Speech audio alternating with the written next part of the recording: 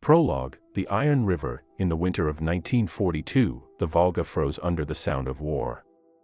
Snow fell silently upon the ruins of a city that once echoed with the hum of factories and the laughter of children. Now, those same streets were rivers of rubble and ash.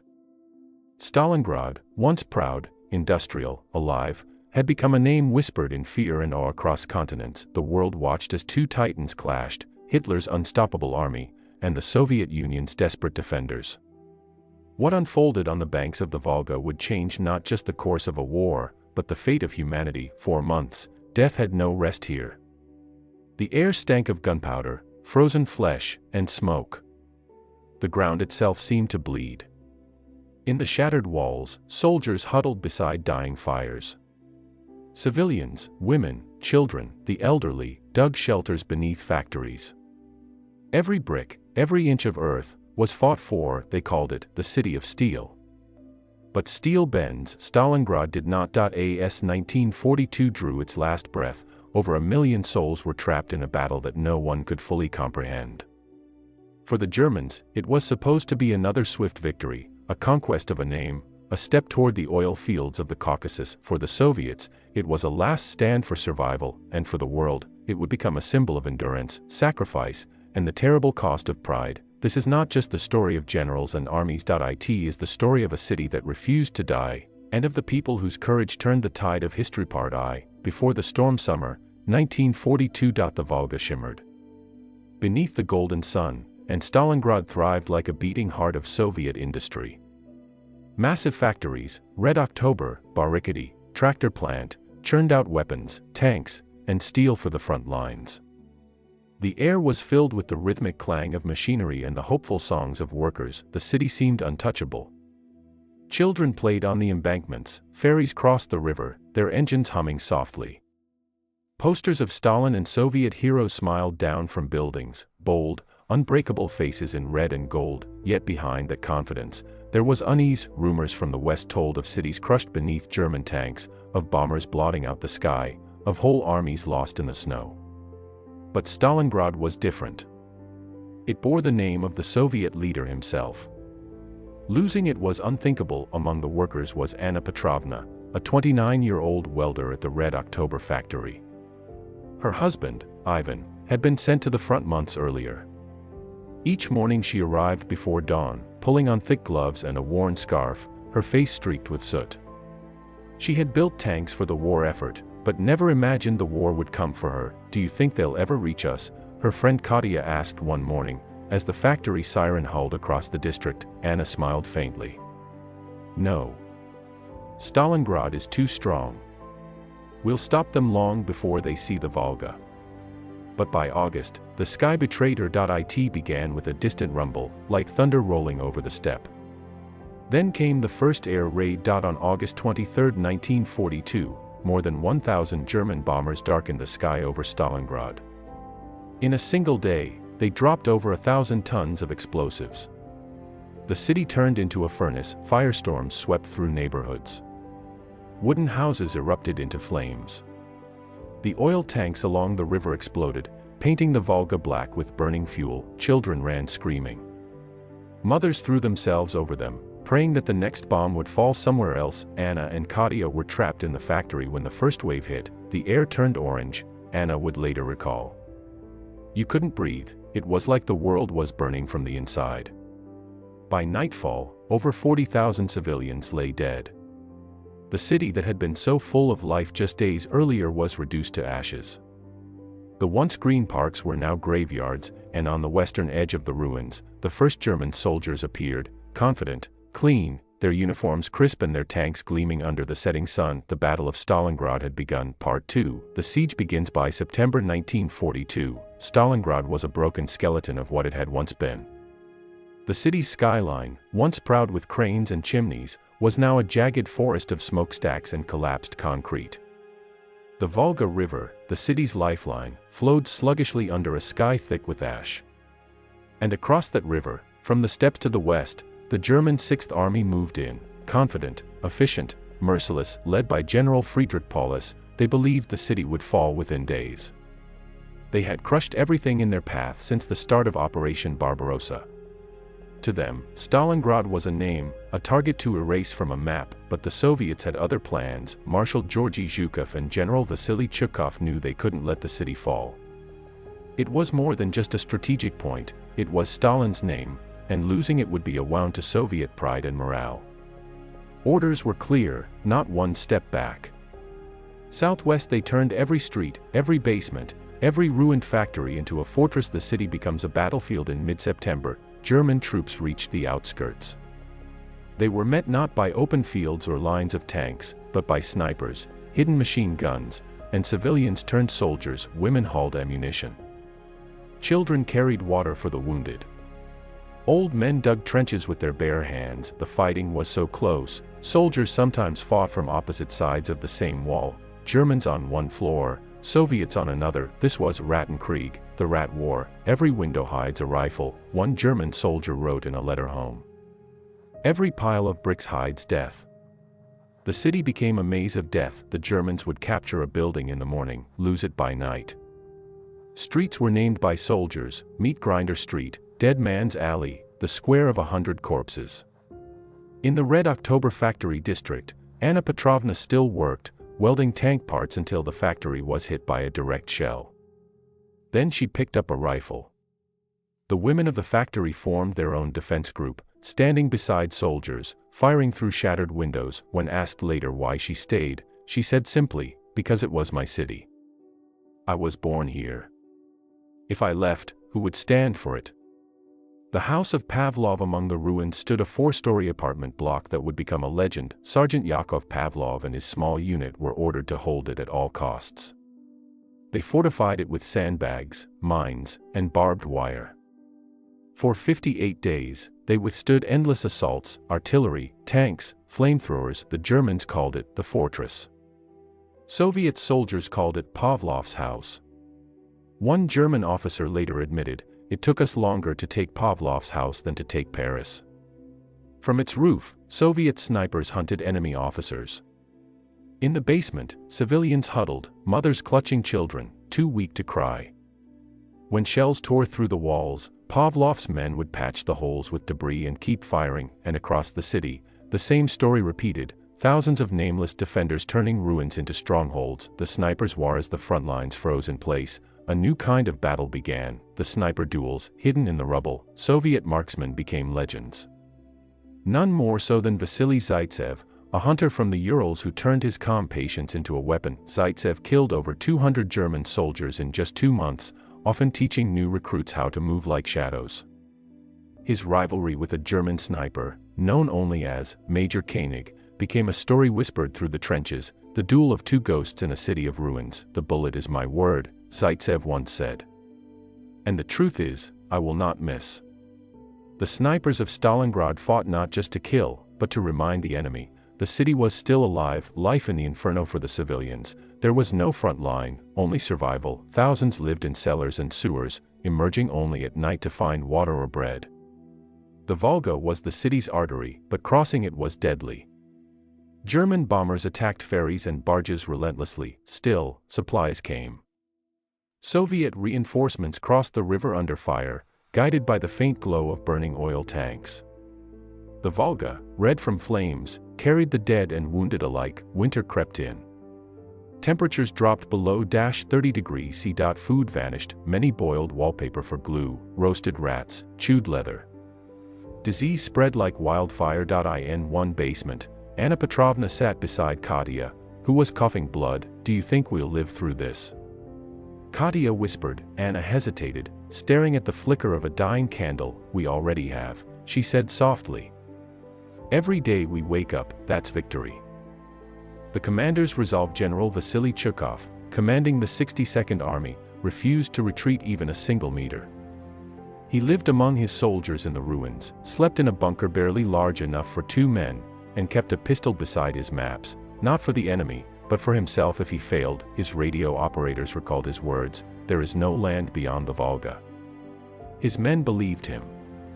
They fought with whatever they had, knives, bricks, even bare hands. When ammunition ran out, they charged anyway. The Germans called the defenders fanatics, but to the soldiers of Stalingrad, It was not fanaticism, it was survival. The edge of collapse by November. Both sides were exhausted. The Germans controlled most of the city, but couldn't crush the last pockets of resistance. Soviet troops held only a few narrow strips along the Volga, but they would not yield. The Sixth Army's commander, Paulus, begged Hitler for permission to retreat and regroup. Hitler refused. Stalingrad must be taken, he demanded. It is a matter of prestige. That decision would doom him and his entire army, because far from the city, beyond the horizon, Soviet generals were preparing something that would turn the tide of the entire war. It had a name that would soon echo through history: Operation Uranus. Part 3. The frozen hell. By late November 1942, the world's eyes turned to Stalingrad, but what they couldn't see was how the city had become a graveyard frozen in time. Smoke no longer rose in thick columns, it hung low and heavy, pressing the air into silence. The Volga had begun to freeze. The once mighty river, the city's lifeline, turned into a mirror of ice and death. The streets were unrecognizable. Snow covered the ruins, hiding the bodies of men and women who had fallen where they stood. The city that had burned all summer now shivered under an endless winter sky. Temperatures dropped to -30°C, and the cold bit through every layer of clothing, through flesh, through bone. The soldiers on both sides were no longer men, they were ghosts in uniforms. Some wrapped themselves in curtains or newspapers for warmth. Others used the corpses of horses as windbreaks. At night, the moans of the wounded blended with the sound of the wind, and no one could tell which was which. Operation Uranus. The trap springs shut far beyond the city. Soviet generals Zhukov, Rokossovsky, and Vasilevsky had been preparing the blow that would change the war. Their plan, Operation Uranus, was a masterpiece of deception and timing. Instead of striking the German corps, they aimed for the weaker flanks, manned by the Romanian and Italian armies. On November 19, 1942, the steppe erupted. Thousands of Soviet guns thundered in unison. The horizon turned red. Columns of T-34 tanks surged forward through the snow, their tracks grinding the frozen earth to dust. The attack was overwhelming. Within days, both flanks of the German Sixth Army collapsed. On November 23, the trap closed near the town of Kalik, cutting off 300,000 Axis troops inside Stalingrad. The hunters had become the hunted, trapped in the ruins. When General Friedrich Paulus realized what had happened, it was already too late. His supply lines were gone, his tanks were useless, his soldiers were starving. Yet Hitler refused to allow retreat. "You will hold Stalingrad," he ordered. "You will fight to the last man and bullet." The Luftwaffe promised to supply the encircled army by air, but the skies over Stalingrad were a death zone. Soviet anti-aircraft guns and freezing blizzards brought down plane after plane. Each day, fewer and fewer supplies arrived. A German pilot later wrote in his diary, "We fly over a white grave. Below us, men eat snow to live. And we drop them bread that freezes before it hits the ground." Inside the city, hunger devoured the trapped soldiers faster than bullets. Men scraped frost from tank holes to melt into water. They boiled belts, glue, sawdust, anything. Frozen corpses were used for shelter. One soldier's letter, found after the war, read simply, "We no longer fight for the Führer, or for Germany. We fight for a piece of bread, for one more day." The Red Army advances across the Volga. Soviet troops pressed closer. They fought through basements and tunnels, throwing grenades through cracks in walls. Whole regiments vanished in a single street. But they never stopped coming. General Chukov, his face gray with exhaustion, walked through the ruins of his command post, a half-collapsed cellar. His hands shook from frostbite, but his eyes burned with purpose. "The Germans came here for victory," he told his staff. "They will find their grave." In one building, the banner of the 62nd Army still hung, tattered but visible through smoke. Soviet soldiers pointed to it before each charge, a symbol that Stalingrad was still alive. The suffering inside the pocket for the trapped Germans. Every hour was agony. Disease spread, typhus, dysentery, frostbite. Men's fingers turned black and fell off.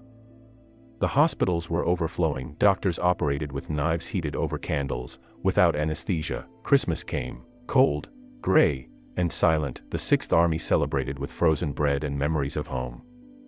They sang songs in broken voices, tears freezing on their cheeks. Then, on New Year's Day, the Soviet artillery opened fire again. The city shook for hours. By January, the soldiers began to surrender in small groups. Entire companies laid down their arms, waving rags of surrender. Others refused to give up, they simply sat down in the snow and waited to die. Anna's story in the ruins of the Red October factory. Anna Petrovna was still alive, her hands were raw, her face gaunt, her eyes hollow.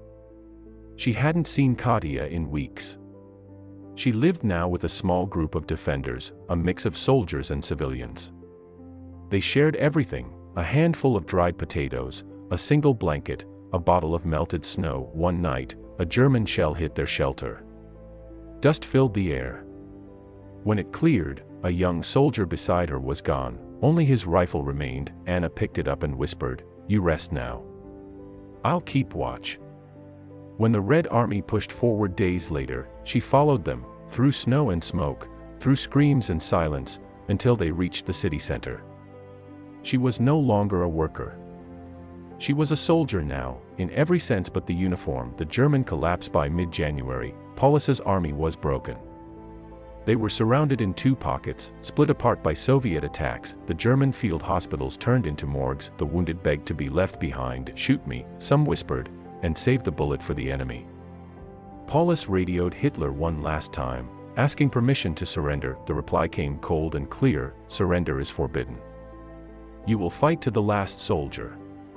But the soldiers no longer listened.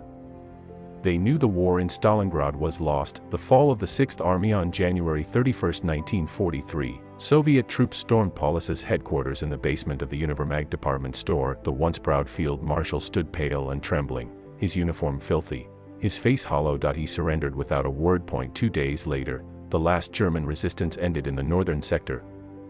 The Battle of Stalingrad, 200 days of hell, was over. Out of 300,000 German soldiers, fewer than 90,000 were taken prisoner. Of those, only about 5,000 would ever return home. The Volga was silent again, but it was a silence built on the bones of more than 2 million dead. The aftermath. Anna Petrovna survived. When the fighting ended, she walked through the city she no longer recognized. The factories where she once worked were heaps of twisted metal. The river she once crossed as a child was filled with wreckage and frozen bodies. She found Katya's name later, carved on a wall near the ruins of the Barricade factory. A date beneath it, December 1942. She stood there for hours, until the wind erased her tears. Years later, when asked what Stalingrad meant to her, Anna said quietly, "It was death. But it was also life. Because in that fire, we remembered what it means to be human." Part 4, The Price of Victory. When news of Stalingrad reached the world, it was as if the planet itself exhaled. The myth of Nazi invincibility was shattered. For the first time, Hitler's armies had been decisively defeated. Church bells rang in London. People danced in the streets of Moscow, but for those who fought, there was no celebration, only exhaustion and loss. The city was a ruin. Over 90% of its buildings were destroyed. The river ran red when the ice melted. The survivors buried the dead for months, and yet, the people rebuilt, brick by brick, factory by factory. The city rose again, not as Stalingrad the symbol of Stalin, but as Stalingrad the symbol of humanity's endurance. The battle had changed everything. It marked the turning point of the Second World War, the moment when the unstoppable machine of the Third Reich began to break apart. But beyond the maps and the dates, beyond the strategy and the glory, Stalingrad remained something far deeper. A monument to the courage of ordinary men and women who refused to surrender. "No one who was there will ever forget," a survivor once said, "not because of what we did, but because of what we became." Epilogue. The ghosts of Stalingrad. The city never truly slept again. Even decades after the war, when the new towers of Volgograd rose from the ashes of Stalingrad, the wind that passed through its streets still carried whispers, faint, distant echoes of gunfire, of cries, of prayers whispered to no one. Every brick that stood in the new city was laid over the bones of the old. Beneath the wide boulevards and glass buildings lay cellars filled with secrets, rusted helmets, broken rifles, bones. The earth itself had memory. The return of the survivors. When the war ended, those who had fought in Stalingrad came back, not as heroes, but as shadows. Anna Petrovna returned to her rebuilt factory in 1947. The walls were new, the machines clean, but when she closed her eyes, she still saw the faces of the dead. Every clang of metal reminded her of the shelling, every puff of steam smelled faintly of smoke and blood. She lived quietly, never marrying, never leaving the city. Every year, on February 2nd, the anniversary of the victory, she placed a single red carnation on the riverbank and whispered her sister's name, Katia. Nearby, veterans stood in silence, old men in faded uniforms, their metals dull and their hands trembling. They didn't speak much. They didn't have to. The silence between them was heavy with meaning. The German prisoners, those who had surrendered at Stalingrad, began their long march eastward. Thousands collapsed on the way, starved, frostbitten, delirious. The survivors reached labor camps in the Ural Mountains and Siberia. Among them was Oberleutnant Karl Reinhardt, who had once commanded a unit near the Red October factory. In his diary, he wrote, "They call us invaders. Perhaps we were, but when I look into the eyes of the Russian peasants, I see only sorrow, the same sorrow I feel. The war made monsters of us all." Karl never returned to Germany. He died in captivity in 1948. His diary, smuggled home by a fellow prisoner, was later published by his son.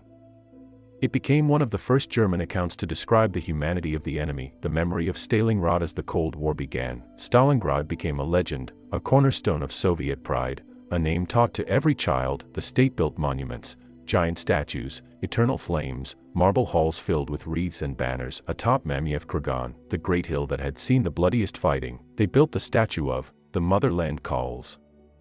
She stood 85 meters tall, sword raised, mouth open in a cry of defiance. But to those who had lived through the real battle, her cry was more than victory, it was grief. Anna visited the monument once, in the 1960s. She stood at its base and looked up at the towering figure cutting through the gray sky.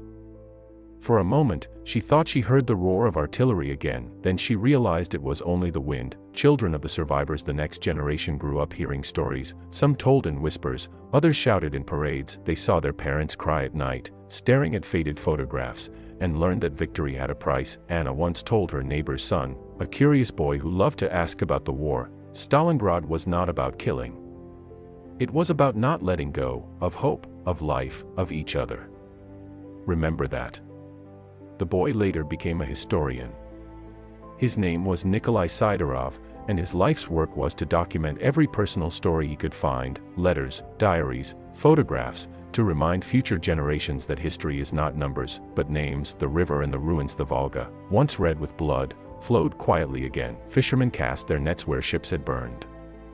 Children played on the banks, unaware that beneath the silt lay wrecks of tanks and bones of soldiers. In spring, when the ice broke, the river sang softly, as if it, too, remembered. Under the rebuilt bridges, the wind sometimes carried the faint echo of voices, hold the line. For the motherland. For home.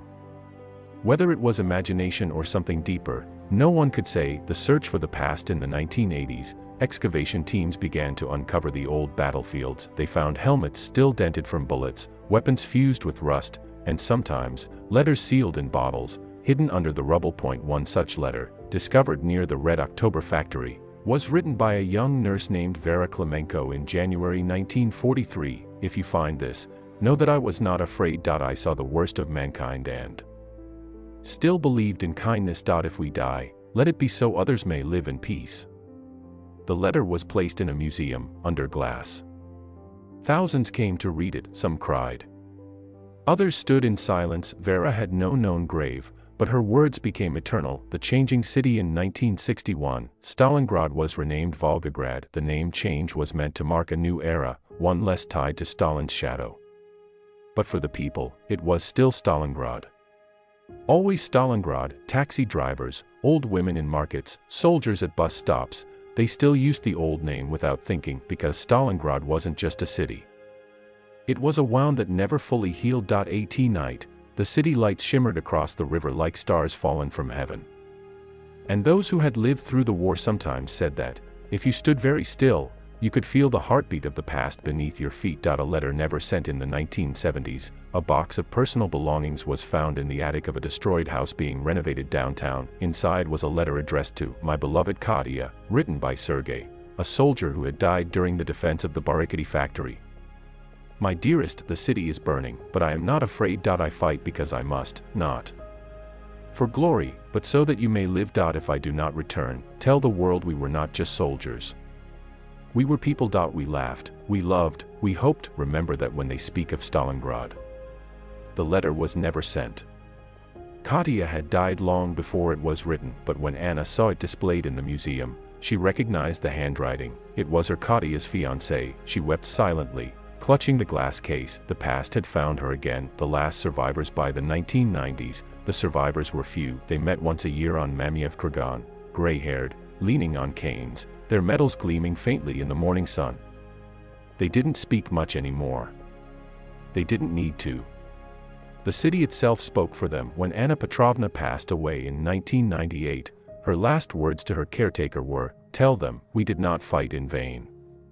She was buried near the Volga, not far from the place where she had worked in the factories during the siege. Each year, people still place flowers there, even those who never knew her name. Today modern Volgograd is a city of glass towers, highways, and neon lights. But every February, when the snow falls and the bells ring, the city stops, the shops close. The people gather by the river.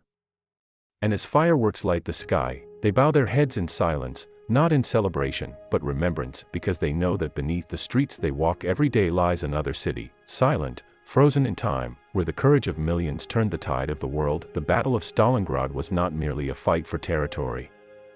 It was a battle for the soul of humanity itself, a testament that even in the darkest winter, the human spirit can burn brighter than fire. Final words. In a world that often forgets, Stalingrad still stands, not in ruins, but in memory. The ghosts of soldiers, nurses, workers, and children live in every heartbeat of the city, and when the wind sweeps through the streets, it whispers their names. They fought not for power, but for survival. They died not for conquest, but for hope, and in their suffering, the world was reborn.